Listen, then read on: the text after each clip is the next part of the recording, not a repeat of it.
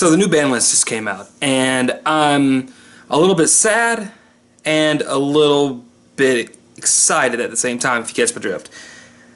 All of you probably already seen other videos of other YouTubers actually saying their thoughts on it. I kind of want to give my 2 cents in as well, because that is, I think, you know, why not have another opinion on the matter?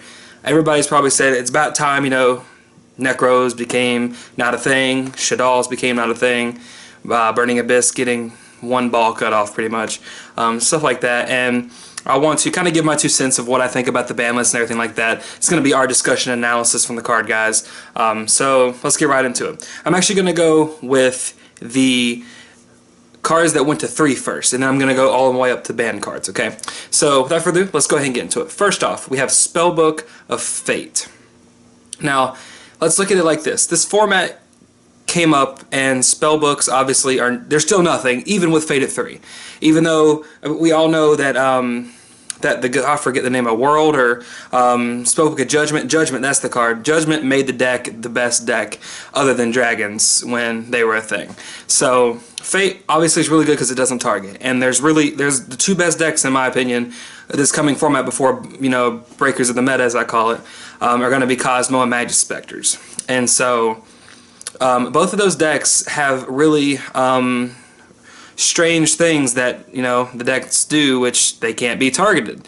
And Fate kind of deals with that situation. And I think they're trying to balance one deck to kind of combat those decks in a sense. Spellbooks might actually have a good matchup against Magic Spectre, might have a good matchup against, you know, Cosmo, you never know.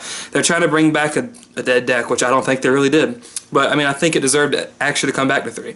Next, we have Gear.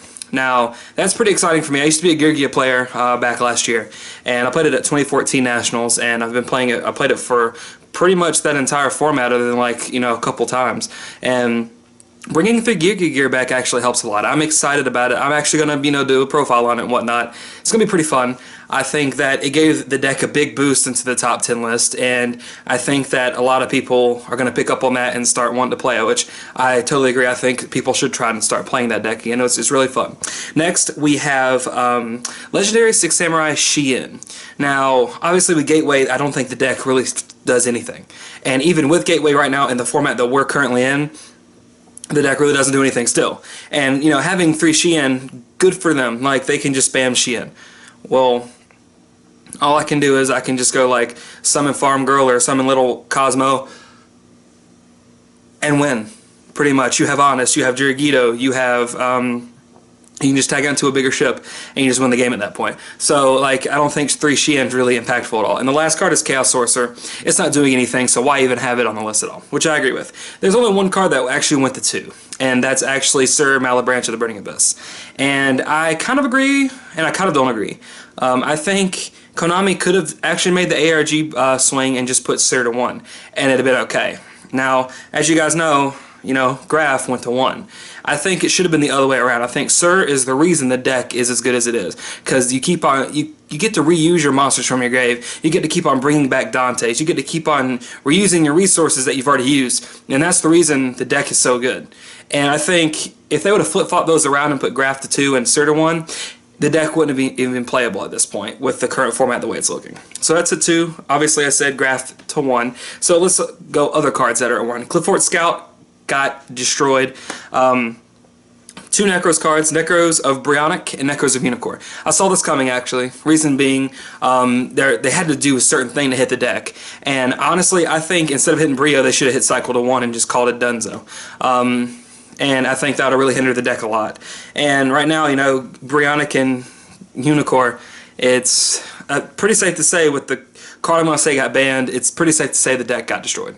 So, we're looking at Reinforcement of the Army. Now, I said this in a prediction video a couple months ago. Everybody called me a retard for saying Rhoda was going to go to 1, but I've told every single person that card needs to go to 1, and it went to 1. It's not because it was just because of Teller Knights. Yes, Teller Knights could abuse the shit out of that card because that's the only card, like, that deck was another monster. Like, that's ridiculous already in itself. You had heroes that play, you know, Rhoda, and you have Necros that play Rhoda. And so you see 3 of the best decks in the format playing one card, and then you see Patrick Hoban come in and play double or triple Rhoda in his Shadal deck to play his Warrior Engine. Like, Rhoda is so splashable in every single deck that I don't see the reason of not putting it back at 1, because that card is that powerful of a card. It helps it helps so many different decks out, it's unreal. And I think a card like that does need to go to 1. Then we're looking at El Shadal Fusion. As you guys know, I've been a Shadal player since past Gear Gear. When Gear Gear died and they hit Gear Gear to 1, I played Shadals. Shadals have been my thing. And whatever. It was bound to happen, you know. El Shadal, obviously, you can just chain to things, dodge things, do more things. Like, El Shadal was just that card. That was my card, and they had to do it to it. So, whatever. Then we're looking at well, we have Mathematician. That's another one of my cards. That's actually, since the card came out, that has been my favorite card since it's been out. I think the card art is really cool, and it serves so many purposes in so many decks. And so, I mean, I obviously know the reason why they hit this card, and because it just, as you guys saw, it helped. I think Jeff Jones played it in his Burning Abyss deck at ARG. Everybody played it in Burning Abyss when it first came out. Shadal's played it every time, unless or when El Shadal came out, pretty much. Or when Shekinaga came out, like, that card became really relevant, and a whole bunch of other decks could play it and stuff. Then we're looking at Ritual Beast Ulti Kanahawk. I'm so excited about this. I hate Ritual Beast with a passion. A lot of people might know that already, and I think hitting Kanahawk to 1 neutered the deck a lot. I think that still, if you go first and you can open your play and open your +2 or +3 or whatever plus the deck can do, it's still going to do very well. Don't get me wrong, but I'm telling you now, not being able to recur your own Kanahawk, and be able to have another one to go into to search more was really powerful. And I think hitting Ulti Kanahawk to 1 kind of hindered the deck a lot, obviously. And if you get rid of that one Kanahawk, you win the game. Now it forces you to play rank 4s like Emerald to go put it back in the extra deck to do it again. So I think it's a good trade-off. I think Kanahawk to 1 was kind of needed, in my opinion. Now we're going to get to the 4 banned cards. Now first we're going to say Towers. I think that card can eat a dick. Yes, I said it. I hate that card. I think 99% of this community hates that deck in general. And hitting Towers, that there's literally like 12 cards in the game. Like, I'm pretty sure that actually had an out. You had an out to that card. And, like, that's unhealthy for the game. I 100% think they should have banned it. Thank you for going the ARG route and actually banning that card. Then we're looking at Evil Swarm Excitonite.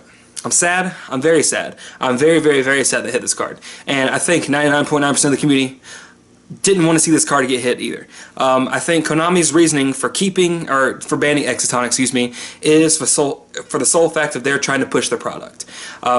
Yes, that card's been out for about a year and a half-ish now, and a little more than that. And if you notice, I mean, you could play around the card. It gave you that sense of feeling where when you're playing a match and you're playing against anything that can make a rank 4, if I get Exciton here, do I lose?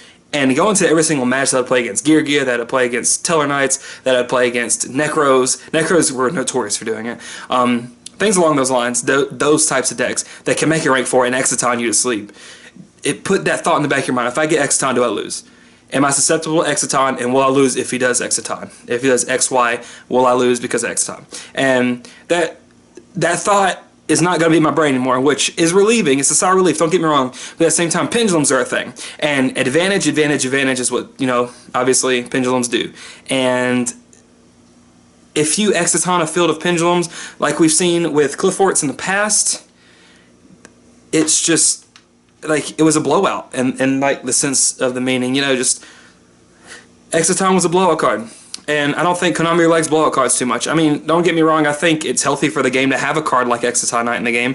I mean, you're looking at Black Rose Dragon, I think it had a fair trade-off not being able to, do damage that turn. You actually did use the effect, and it was once per chain, which is really cool too. Last card, I'm just going to show you guys a clip right here of my sorrow. It's been a long day without you, my friend. And I'll tell you all about it when I see you again. But yeah, that's pretty much it. Now, as you guys see, Construct is Bay, and I was a sad person when they hit this card. I knew it was going to come sooner or later. I think they could have hit it to 1 and it'd been okay. You could have seen Shadal's being splashed and a whole bunch of other stuff, but what can you do? That's pretty much it for me, guys. If you haven't already, definitely check out supergamesinc.com for all your Yu-Gi-Oh card, Pokemon card, Magic card, Vanguard needs, stuff like that. Tell them when you buy a card, the card guy sent you. They'll really enjoy that and stuff.